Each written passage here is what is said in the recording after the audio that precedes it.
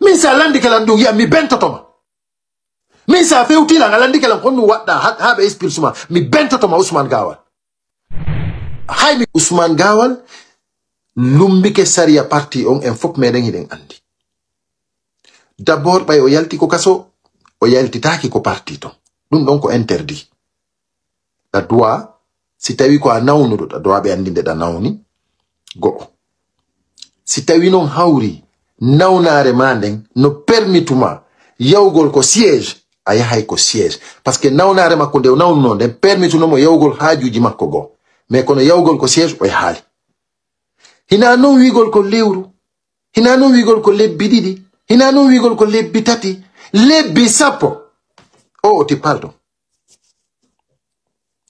ko après din lebbi sappo bay feƴƴi o aroyi non kadi o noma non kadi ko CNRD o yehi directement ko CNRD hay goto haɓali mo hay goto expulsali mo fi mo waɗi lebbi sappo o yahali ko parti ko il faut jama on anda simo landade kanko ko honɗum o waɗi andinemo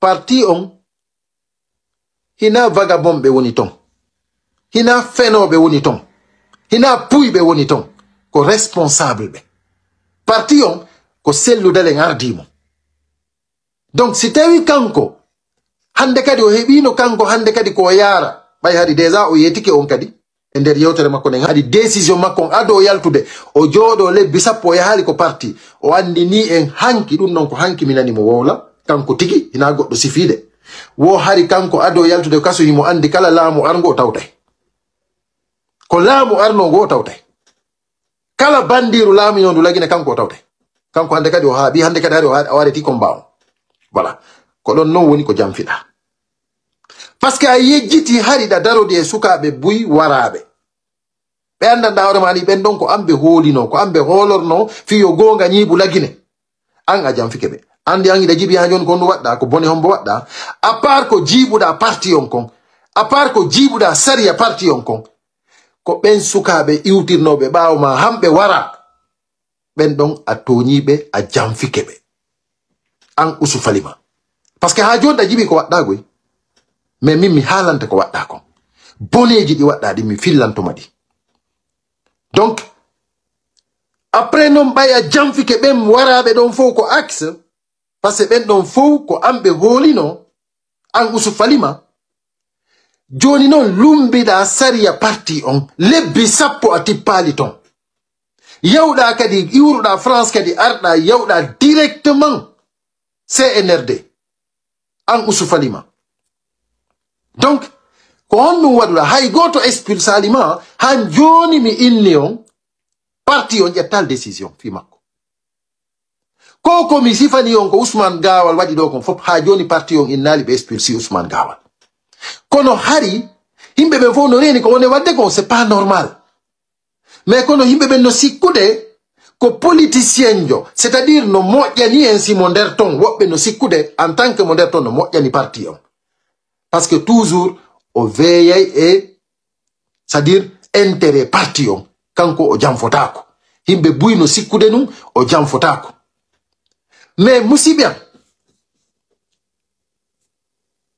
kanko usufalima ɓay o fuɗɗike golle makko ɗen premier golle makko ɗen ko waɗi ko etagol han golle galle selludalen ɗen liɓe taw son premier d'abord premier aduma makko ɗen golle makko ɗen ko woni ministre de l'habitat koyo galle selludale ɗen liɓe no ɓuri yawide justice on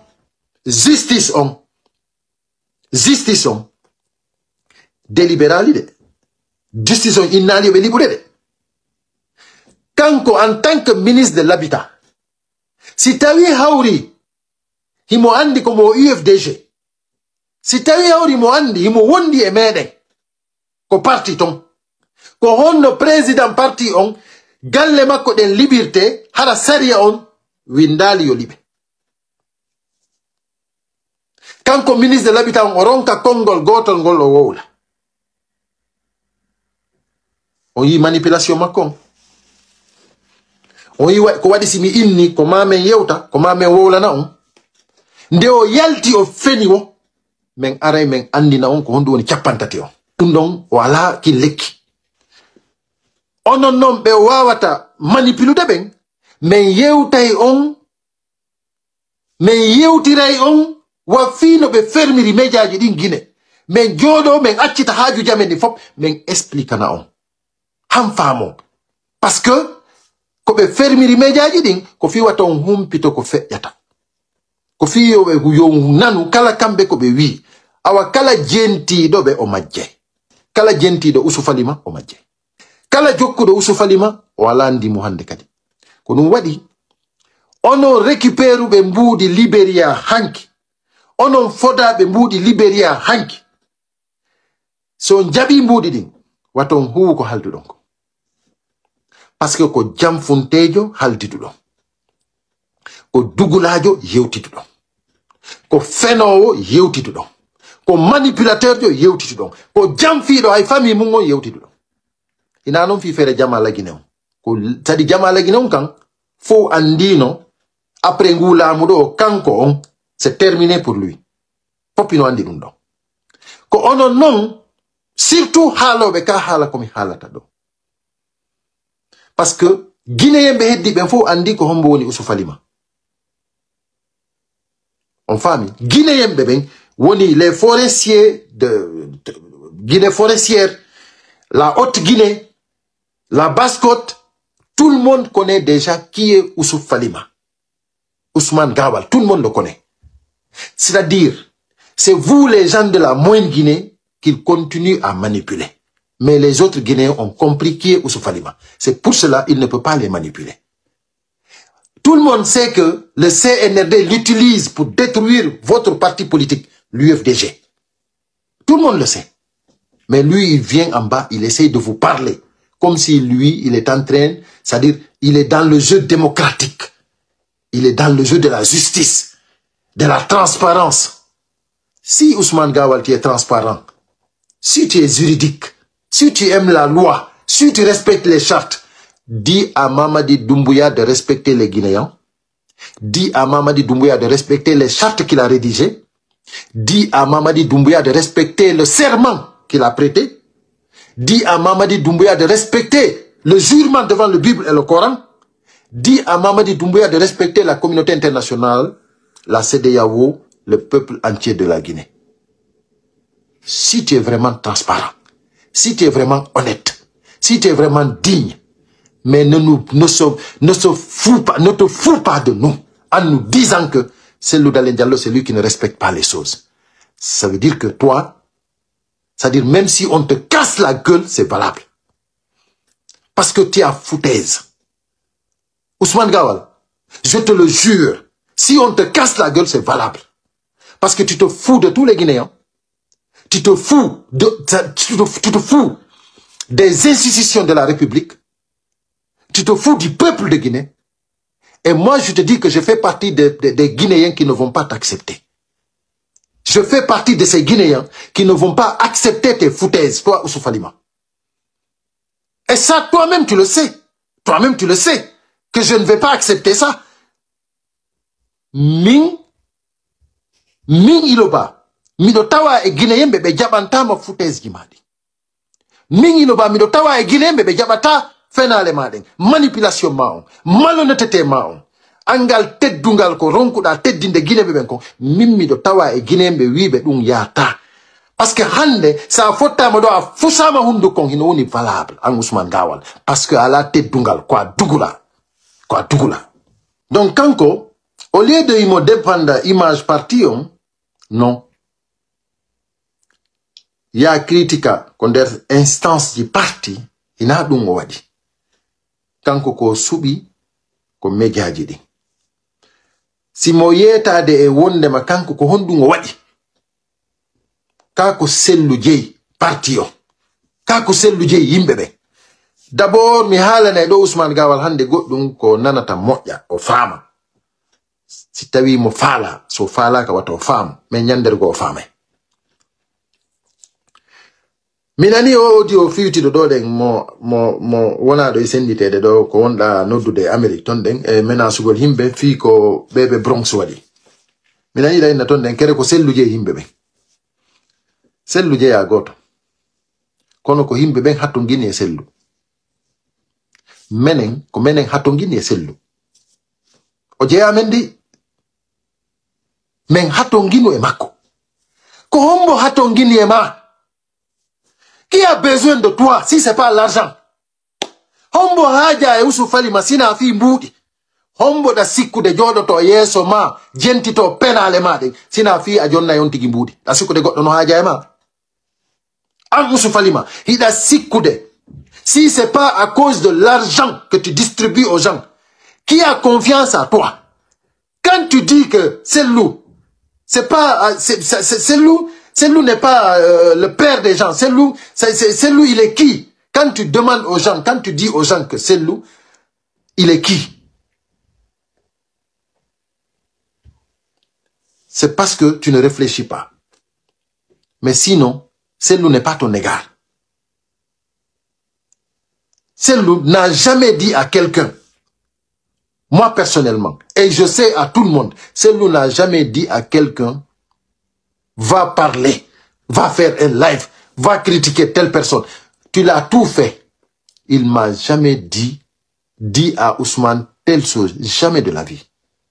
Et moi, j'ai vu qu'il t'a jamais répondu. Avec tout le mal que tu es en train de faire, Cellou t'a jamais répondu. Toute la réponse qu'il a donnée, c'est quand le bureau politique s'est réuni et ils ont vu que tu as fait beaucoup de bêtises. C'est-à-dire, tu ne respectais plus les statuts du parti.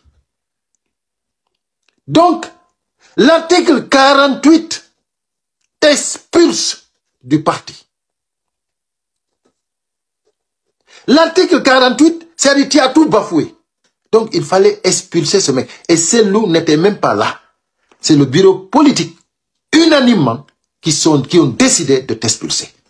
Et quand toi, tu dis que c'est Cellou qui t'a expulsé, c'est un mensonge. Cellou t'a pas expulsé. C'est toi-même qui t'es auto-expulsé. Et aujourd'hui, j'ai écouté là où tu as dit hier au Libéria que toi-même tu as répété, avant de sortir du prison, tu avais décidé n'importe quel gouvernement qui arrivera au pouvoir, tu participeras à ce gouvernement. Tu collaboreras avec ce gouvernement. C'est toi, Ousmane Gawal, qui l'a dit. C'est pas une autre personne. Donc aujourd'hui, pourquoi tu nous parles de Cellou? Pourquoi tu dis que c'est Cellou? Non, c'est toi-même qui t'es auto-expulsé. Et quand tu es sorti pendant 10 mois, tu n'as pas participé à une réunion. Tu n'es pas allé au bureau. Tu n'as rien fait. Personne t'a expulsé, Ousmane Gawal. Et après, qu'est-ce que tu fais? Après ton décret, tu as incorporé au CNRD et tu n'as pas... Et après, tu t'es pas arrêté là. Quelques mois seulement, tu as commencé à aller critiquer l'UFDG. Et même ceux qui appartenaient à l'UFDG, les collaborateurs de l'UFDG, même ceux-là, l'ANAD, tous ceux-là, tu commençais à critiquer déjà. Tous ceux qui collaboraient avec l'UFDG, non seulement l'UFDG, pas seulement l'UFDG, tous les collaborateurs de l'UFDG, tu as attaqué tout le monde. Et quand tu demandes qu'est-ce que toi tu as fait pour qu'on t'expulse, mais moi je me demande, est-ce que les gens à qui tu poses ces questions, mais ça landi que l'andou ya mi bentotoma, mais ça fait utile à landi que l'andou wada habe expulsement, mi bentotoma Ousmane Gawal. Hay mi jonnata ma occasion ya pose en question. Minga andi do bandi mama di dumbu ya lami no quoi.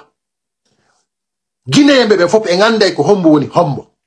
Dugulaɓe ɓen fop en anday ɓe domi ɗin fof sulumeji ɗin fop en anday par ce que ɗo déjà ko faala ɗen sin domi kadi no heddi nder ton koyeɗo yaltu ko ɗum faala ɗen kala dowru heddindu ko parti yo yaltan en ton.